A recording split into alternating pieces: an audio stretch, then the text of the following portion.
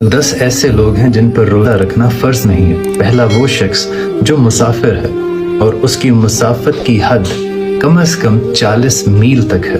اگر وہ اپنے شہر کی حدود سے باہر نکل جاتا ہے تو پھر اس کو اختیار ہے کہ وہ روزہ رکھے یا نہ رکھے، لیکن اس روزے کی قضا اس پر لازم ہوگی۔ اور دوسرے نمبر پر ہے حامل عورت۔ حامل عورت کو بھی روزہ چھوڑنے کی اجازت ہے صرف اس صورت میں کہ وہ اپنا زیادہ دیر پیٹ اگر خالی رکھے گی تو اس کی یا اس کے بچے کی جان کو خطرہ ہے، تب وہ روزہ چھوڑ سکتی ہے۔ لیکن جب وہ صحت مند ہو جائے، بچے کو جنم دے دے، تو پھر ان روزوں کی قضا رکھے گی۔ اگر وہ ڈاکٹر کے پاس جاتی ہے اور ڈاکٹر اس کو یہ سجیسٹ کرتے ہیں کہ آپ روزہ رکھ سکتی ہیں، تو پھر اس کو روزے رکھنے چاہیے۔